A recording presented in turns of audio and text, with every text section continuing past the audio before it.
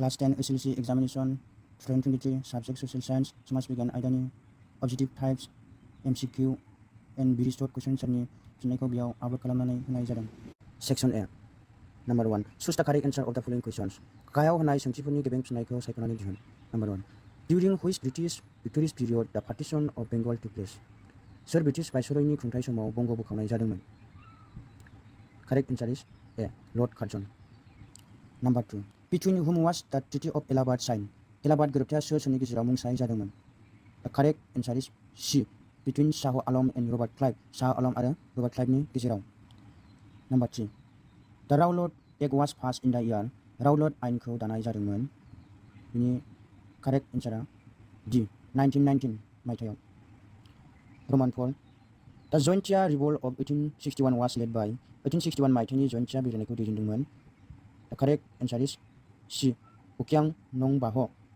5 number The oldest and the first public university of Northeast India is सा-सानजा भारतनि बयनिख्रुइबो गोजामसिन आरो गिबिसिन रायजोआरि मुलुगसोलोंसालिया जाबाय.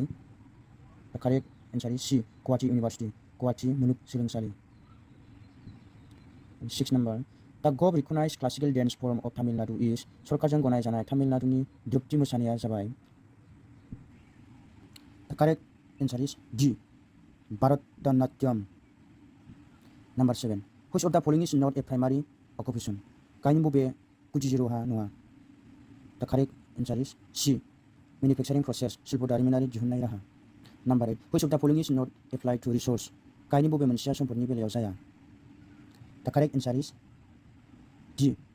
May have both utility and harmful effects. मोजां गाज्रि मोननैबो जानो हागौ.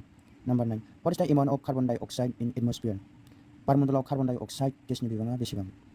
The correct answer is B. 0.035%. Number 10 Which of the following gases in the atmosphere causes acid rain? गाहायाव होनाय बारमण्डलनि गेसफोरनि मादाव बबे मोनसेया एसिड अखा सोमजिहोयो? The correct answer is D. Sulfur dioxide. 2 number Choose the correct answer. गेबें फिननायखौ सायख'नानै दिहुन. Number 1 According to Census of India of 2011, what percentage of India's population live in Assam? 2011 मायथाइनि भारतनि सुबुं साननायनि खारि बादियै भारतनि गासै सुबुं अनजिमानि बेसेबां जौखोन्दो सुबुङा आसामाव थायो? The correct answer is C. 2.60%. The first stream of human migration to Assam was आसामसिम हाबफैजेननाय गिबि सुबुंफोरा जाबाय the Ostrich group of people. Ostrich हारिनि सुबुंफोर. Number 3 Through the 42 constitutional amendment of 1976, 3 important words were incorporated in the preamble of the Indian Constitution. These words are 1976 मायथाइयाव संबिजिरनि 42थि संहोदांनायनि गेजेरजों भारतारि संबिजिरनि रायफोरनायाव मोनथाम गोनांथार सोदोब सरजाबफानाय जादोंमोन. बै सोदोबफोरा जाबाय. The correct answer is B. Socialist Secular Unity. समाजखान्थियारि धोरोम उदां खौसेथि. Number 4 The number of permanent member states in the Security Council of the UNO is 5. 4 among these are USA, Great Britain, France, China. The 5 permanent member state is हायुं आफादनि रैखाथि गौथुमनि गागि सोद्रोमा हादरनि अनजिमाया जाबाय 5. बिनि गंब्रै सोद्रोमा हादरफोरा जाबाय आमेरिका जुथाइ हादर, ग्रेट ब्रिटेन, फ्रान्स, चीन. 5थि गागि सोद्रोमा हादरा जाबाय. The correct answer is B. Russia. 5 number The Government of India Act 1935. 1935 मायथाइनि भारत सरकार आयेना बेयाव दङ 1 number Introduce Federal System in India. भारतआव जुथाइ हादरारि खान्थि बाहायदोंमन. 2 number Introduce a parliamentary form of government in a limited form in pre-independence India. उदांस्रि सिगांनि भारतआव सिमा गोनां संसदारि सरकार खान्थि जागायदोंमोन. The correct answer is D. Only 2 is correct. 2 आल' गेबें बेनि थारफिननाय. 6 number In India the chairman of the National Human Rights Commission is to be. भारतआव हायुङारि सुबुं मोनथाय आय'गनि आफादगिरिया. The correct C. Retired Chief Justice of the Supreme Court. जौसिन बिजिरसालिनि आजिरा मोननाय गाहाय बिजिरगिरि जानांगोन. Number 7 Which of the following financial institutions was made operational since 1990 to promote modernization, expansion, and to create markets for the products of the small industries in India? गाहायाव मख'नाय बबे राङारि फसंथानखौ भारतआव फिसा दारिमिन गोदानारि खालामनाय, फेहेरनाय आरो दिहुनजानाय बेसादनि हाथाइ सोरजिनायनि थाखाय 1990 मायथाइनिफ्राय खामानियाव बाहायनाय जादोंमोन? The correct answer is B. Small Industries Development Bank of India. SIDBI. भारतारि फिसा दारिमिन जौगाखांनाय bank SIGBI. Number 8. The 5 stages in the process of evolution of money are खावरिनि फारि दावगानायनि फारि बादियै मोनबा खलबा जाबाय. The correct answer is B. Barter system, annual standard, metallic standard, coinage, paper money. सोलाय सोल' खान्थि, जुनारमान, धातुमान, धातुनि खावरि, लेखा बिलाइनि खावरि. Number 9. The duration of a financial year in India is भारताव मोनफा राङारि बोसोरनि समनि लावथाइया जाबाय. The correct answer is G. April 1 to March 31. 1 एप्रिलनिफ्राय 3 मार्चसिम. Number 10. Identify the main objectives of the Number 10. Identify the main objectives of Indian economy during the period of 5-year plans from the alternatives given below. गाहायाव होनायफोरनिफ्राय 5 बोसोरारि बिथांखिनि समाव भारतारि रांखान्थिनि गाहाय थांखिफोरखौ सायख'. The correct answer is C. 1, 2, 3, 4. 3 number. Answer the following questions in short. गाहायाव होनाय सोंथिफोरखौ गुसुङै फिन हो. Number 1. Name the Congress representative who participated in the second round table conference of 1931. 1931 मायथाइनि नैथि बेंखन आरांगा मेलाव बाहागो लानाय कंग्रेसनि थान्दैनि मुंखौ लिर.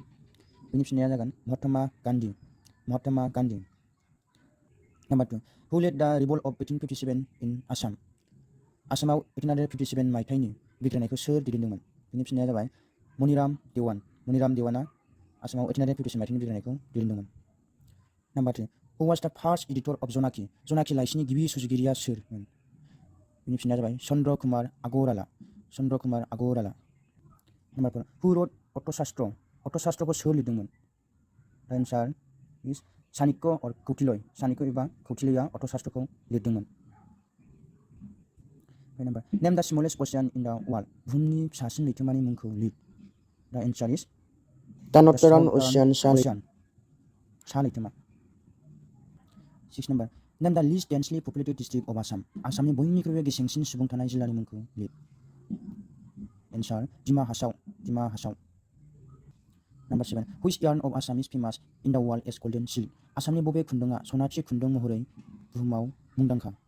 The answer is मुगा खुन्दुङा आसामनि सनाथि खुन्दुं महरै मुंदांखा. Number 8. Who presided over the first meeting of the Constituent Assembly which was formed for the preparation of Constitution of India? भारतनि संबिजिरनि सुजुनायनि थाखाय दाजानाय संबिजिर आफादनि गिबि मेलाव सोर आफादगिरि जादोंमोन? The answer is Dr. Sachinanda Sinha. Number 9. What is called current deposit? सोलिबाय थानाय आमानत माखौ बुङो? Answer. A current deposit refers to a saving account whereas the saver or depositor can withdraw money at any time. It is also known as demand deposit. Number 10. Who is the chairman of NITI Ayog? नीति आयोगनि आफादगिरिया सोर? The answer is Prime Minister, गाहाय मन्थ्रि.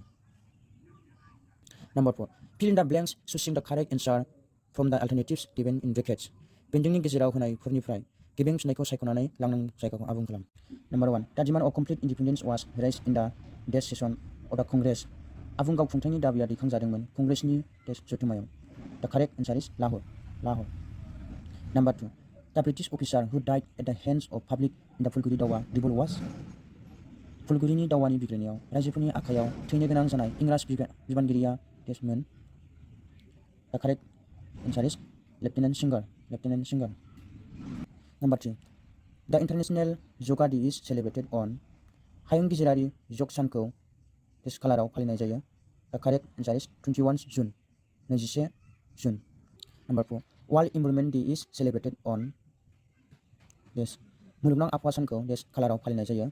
The correct answer is 5 June. Number 5. The boundary between North America and South America is formed by the dash. साहा America आरो खोला आमेरिकानि गेजेराव सिमाथि खालामदों देश. Panama Canal. Panama दंग'आ. Number 6. The total area of Assam is dash square kilometer. आसामनि गासै हा खालिया दब्लायथिया dash वर्ग kilometre. The correct answer is 78438. Number 7. The United Nations Organization was born on dash October 1945. 1945 मायथाइनि dash अक्ट'बर खालाराव हायुं आफाद जोनोम जादोंमोन. The correct answer is 24. Number 8. Dash is not a characteristics of money. Dash खावरिनि मोनसे आखुथाय नङा. The correct answer is easily perishable good. गोरलैयैनो गाज्रि जानो हानाय गुन। Number 9. The first 5-year plan in India began in the year dash. भारतनि गिबि 5 बोसोरारि बिथांखिया जागायदोंमोन dash मायथाइयाव। The correct answer is 1951. 1951. Number 10. The process in which the benefits of economic growth and development is ensured to each and every section of people in the society is called dash. जाय राहायाव रांखान्थियारि जौगानायनि मोजां फिथाइफोरखौ समाजनि मोनफ्रोमबो थाखोनि सुबुंफोरनि थाखाय थि खालामनाय जायो बे राहाखौ dash बुंनाय जायो। The correct answer is financial inclusion. रांखान्थियारि सोसननाय। 5. Write whether the following are true or false. गाहायाव होनायफोरा गेबें ना नंखाय लिर। Number 1. Leeladhar Burua was the Assamese who participated the Dandi March of Gandhi. गान्धीनि दान्दी हान्थिनायाव बाहागो लानाय असमिया सुबुङा जाबाय Lilladher Baruah. It is true. True. Number 2. The book Hasti Vidyanurpa was written by Mahapurush Sankaradeva. Hasti Vidyanurpa बिजाबखौ महापुरुष Sankardeva रनसायदोंमोन। It is false. False. Number 3. The Indus is the longest mountain range in the world. बुहुमनि गोलावसिन हाजोमा सारिनि मुङा जाबाय इंडिस हाजोमा सारि।